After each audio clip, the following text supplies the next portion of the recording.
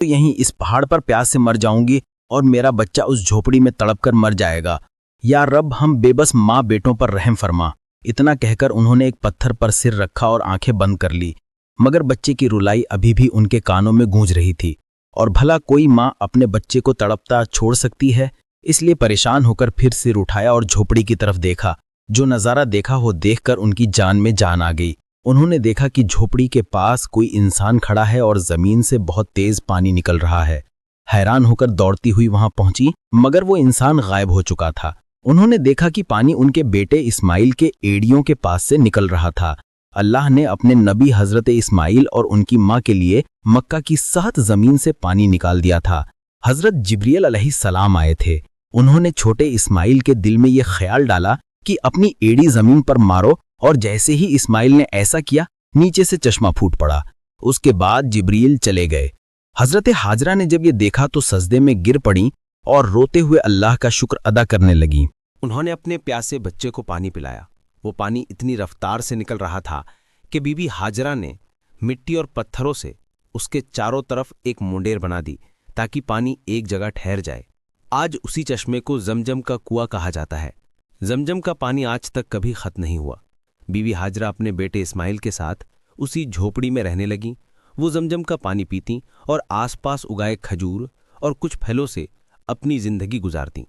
अब जब पानी आ गया था तो धीरे धीरे फल और राहतें भी वहां पहुंचने लगीं। कई महीने यूं ही गुजर गए। एक दिन उधर से 20 लोगों का एक काफिला गुजरा। उस काफिले का सरदार एक समझदार आदमी था।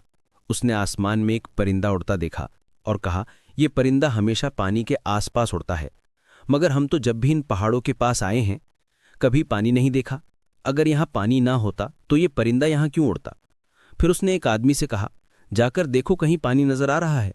वो आदमी थोड़ी दूर चला, एक पहाड़ पर चढ़ा और सामने देखा एक चश्मा बह रहा था और उस चश्मे के पास एक औरत अपने बच्चे को गोद में लिए बैठी थी। ये देखकर वो आदमी बहुत हैरान हुआ। जल्दी से जाकर अपने सरदार को बताया, ऐ मेरे सरदार, आपकी बात बिल्कुल सच निकली। वहां एक पानी का चश्मा बह रहा है और एक औरत अपने छोटी बच्चे को लिए उसी चश्मे के पास बैठी है। सरदार को यह सुनकर बेहद हैरानी हुई। इस वीरान सुनसान इलाके में कोई औरत कैसे रह सकती है? वो फौरन उस चश्मे की तरफ गया। जब वहां पहुंचा तो देखा हजरत हाजरा अपने नन्हे बेटे हजरत इस्माइल को गोद में लिए चश्मे के पास बैठी हैं। सरदार ने पूछा, ऐ औरत, तुम कौन हो? हजरत हाजरा ने बड़ी सादगी से सब कुछ बता दिया।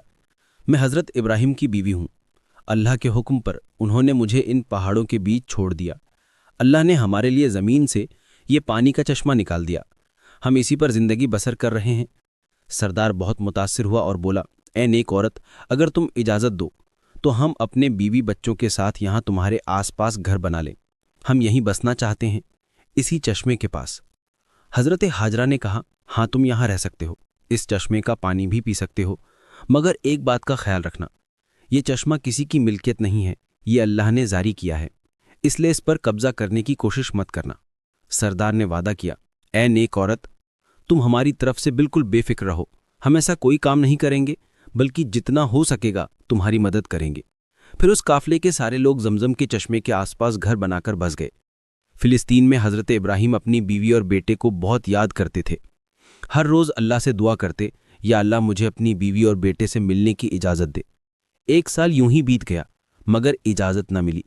फिर एक दिन अल्लाह ने हजरत इब्राहिम को मक्का जाने की इजाज़त दी, मगर सिर्फ इतना कि वो जाकर उन्हें देखें और वापस आ जाएं।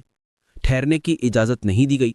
ये सुनते ही हजरत इब्राहिम बहुत खुश हुए, ऊँटनी ली और मक्का की तरफ रवाना हो गए। 1 महीने का सफ़र तय करने के बाद वो उस वीरान इलाके में पहुंचे जहां उन्होंने अपनी बीवी और बेटे को छोड़ा था। जब हजरत हाजरा ने दूर से अपने शौहर को ऊँटनी पर आते देखा, उनकी खुशी की कोई हद न रही। दौड़कर कहा, आप जल्दी से अंदर आइए। मगर हजरत इब्राहिम ने फरमाया, मुझे सिर्फ खड़े होकर मिलने की इजाज़त है, ऊँटनी से उतरने की नहीं। ये सुनकर बीवी हाजरा का दिल टुकड़े टुकड़े हो गया, मगर फिर भी खुद को संभाला। दिल में कहा, मैं अल्लाह के लिए हर तकलीफ पर सब्र करूंगी। उस वक्त बीवी हाजरा की गोद में उनका 1 साल का दूध पीता बच्चा था। हजरत इब्राहिम ने फरमाया, अपना बेटा मुझे दे दो। बीवी हाजरा ने फौरन बच्चा पकड़ा दिया। हजरत इब्राहिम ने अपने बेटे इस्माइल को गोद में लिया। मोहब्बत भरी, हसरत भरी निगाहों से उसे देखा। उस वक्त उनकी उम्र 87 साल थी। 40 साल की दुआओं के बाद ये बच्चा नसीब हुआ था, मगर मिला भी तो जुदा होना पड़ा। अब इजाज़त मिली है तो सिर्फ साल में एक बार, और वो भी कुछ लम्हों के लिए। फिर हुक्म आया, ए इब्राहिम, वापस फिलिस्तीन चले जाओ, अपनी बीवी और बेटे को इसी वीराने में अल्लाह के सुपुर्द कर दो, वही उनका हाफिज है। खुद सोचिए, जब हजरत इब्राहिम जानने लगे तो बीवी हाजरा की क्या हालत हुई होगी। पूरा साल शौहर का इंतजार किया, और जब मिले भी तो ना बैठे ना रुके, बस खड़े खड़े मिले और चले गए। अगर ना आते तो शायद सब्र आ जाता, मगर अब यादें फिर से ताज़ा हो गईं। दिल में आग लग गई और आंखों से आंसू बहने लगे। वो खड़ी थीं, उस वीरान वादी में अपने शौहर को जाते हुए देख रही थीं। वक्त गुजरता गया। हजरत इब्राहिम फिलिस्तीन में और बीवी हाजरा अपने बेटे के साथ उसी वीरान इलाके में जिंदगी गुजार रही थीं। यूं ही 7 साल बीत गए और हजरत इस्माइल 7 साल के हो गए। इन 7 सालों में हजरत इब्राहिम को दोबारा मक्का आने की इजाज़त नहीं मिली। वो दिन रात अपनी बीवी और बेटे को याद करते, उनके लिए दुआएं करते। 7 साल बाद एक रात उन्होंने ख्वाब देखा। कोई कह रहा था, ए इब्राहिम, अपनी सबसे कीमती चीज़ अल्लाह के लिए कुर्बान कर दो। ये सुनकर वो घबराकर उठे। अगली सुबह उन्होंने 100 बकरियां अल्लाह की खातिर कुर्बान कर दी। मगर दूसरी रात फिर वही ख्वाब आया, ए इब्राहिम, अपनी सबसे कीमती चीज़ अल्लाह के लिए कुर्बान कर दो। इस बार उन्होंने 100 ऊँट कुर्बान कर दिए। तीसरी रात फिर वही आवाज़ आई। अब इब्राहिम अलैहिस्सलाम समझ गए कि इशारा उनके प्यारे बेटे इस्माइल की तरफ है, क्योंकि उन्हें इस दुनिया में सबसे ज़्यादा मोहब्बत अगर किसी से थी तो अपने बेटे से। उन्होंने महसूस किया कि शायद अब मेरा रब चाहता है कि मैं अपने बेटे को उसकी राह में कुर्बान कर दूं। सुबह हुई, उन्होंने एक तेज धार की छुरी ली, ऊंटनी पर सवार हुए और मक्का की तरफ रवाना हो गए। उस वक्त उनकी उम्र 92 साल थी। जरा सोचिए दोस्तों, जिस बेटे के लिए 40 साल दुआ की, जिसे बुढ़ापे में पाया, उसे गले लगाने तक का वक्त नसीब ना हुआ, और जब अब मिलने की इजाज़त मिली तो ये हुक्म भी साथ था कि जाकर बेटे से मिलो और फिर उसे मेरी राह में कुर्बान कर दो। ऊंटनी का हर कदम उनके दिल पर वार कर रहा था। एक तरफ बेटे से मिलने की खुशी और दूसरी तरफ ये सोच कि उसी को छुरी के नीचे लिटाना है। इधर इस्माइल रोज अपनी अम्मी से पूछते, अम्मा जान, मेरे अब्बा कौन है, कब आएंगे? बीवी हाजरा प्यार से जवाब देती, बेटा परेशान ना हो, एक दिन तेरे अब्बा जरूर आएंगे और फिर हम सब साथ रहेंगे। और आखिर वो दिन आया। हजरत इब्राहिम 1 महीने का सफर करके मक्का पहुंचे। बीवी हाजरा ने जैसे ही उन्हें देखा, खुशी से उनकी आंखें भर आईं। इस्माइल ने भी अपने अब्बा को पहली बार देखा और दौड़कर गले लग गए। इब्राहिम ने बीवी से कहा, मेरे बेटे को तैयार करो, मैं आज उसे बाहर घुमाने ले जाना चाहता हूं। बीवी हाजरा बहुत खुश हो गईं। कहाँ उन्हें मालूम था कि बेटे के नसीब में आज कुर्बानी लिखी है। उन्होंने जल्दी से बेटे को तैयार किया और फिर इब्राहिम उसे लेकर मीना की वादी की तरफ रवाना हो गए। इस्माइल खुश थे, हंसते खेलते अपने अब्बा के साथ चल रहे थे। इब्राहिम कभी बेटे की मुस्कुराहट देखकर मुस्कुराते तो कभी आंखें भर आती कि मैं उसे कुर्बान करने जा रहा हूं। रास्ते में शैतान एक जान पहचान वाले शख्स की सूरत में आया। उसने पूछा, ए इब्राहिम, कहाँ जा रहे हो? इब्राहिम ने कहा, एक काम से। उसने पूछा, क्या इस्माइल को ज़िबा करने जा रहे हो?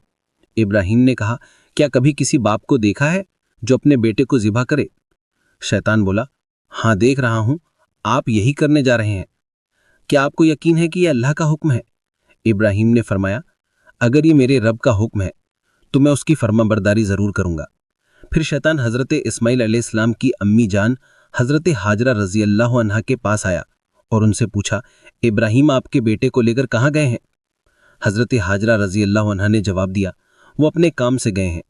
शैतान ने कहा, क्या तुमने कभी किसी बाप को देखा है जो अपने बेटे को ज़िबा करे? वो ये समझते कि अल्लाह ने उन्हें इस बात का हुक्म दिया है।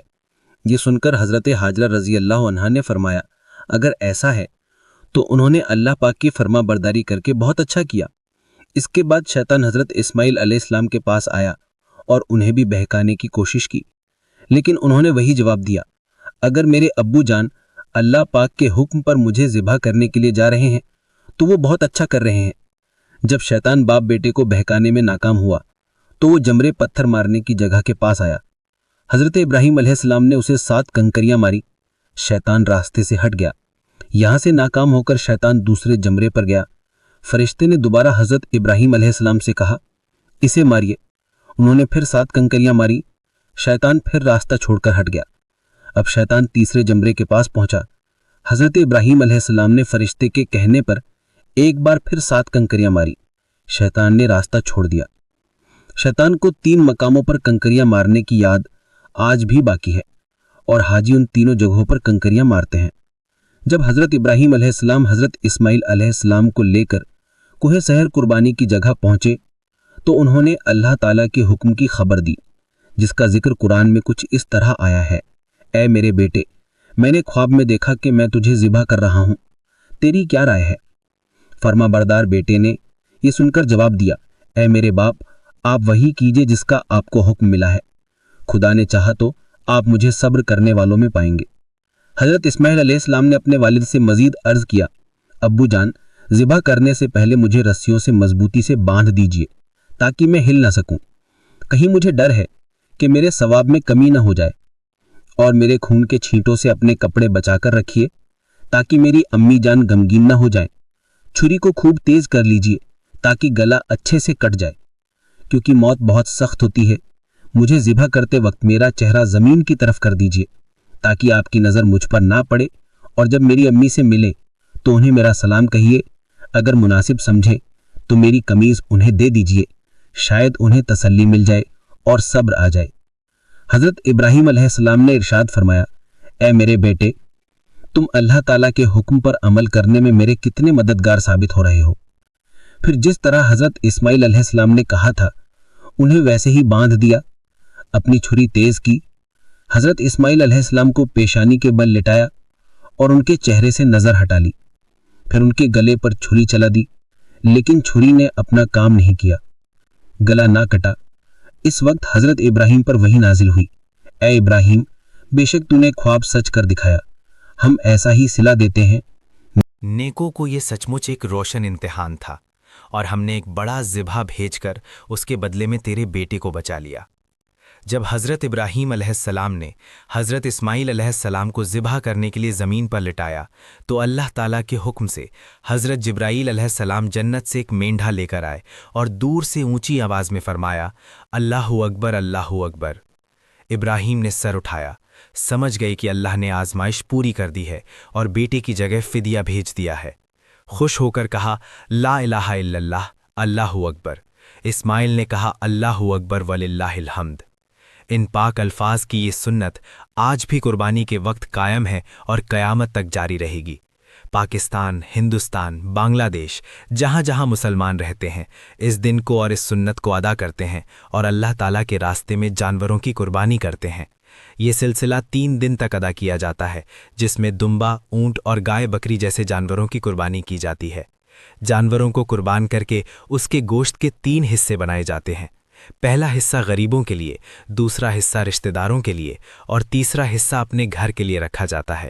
قربانی کی یہ پرکریا ہے، جانوروں کو ذبح کیا جاتا ہے اور گوشت بانٹا جاتا ہے۔ ہم امید کرتے ہیں کہ آپ کو ہماری ویڈیو پسند آئی ہوگی، تو ہمارے چینل کو سبسکرائب کر لیں تاکہ جب بھی ہم ویڈیو اپلوڈ کریں اس کا نوٹیفیکیشن آپ کو مل جائے اور آپ ہماری ویڈیو دیکھ سکیں۔ السلام علیکم ورحمۃ اللہ وبرکاتہ۔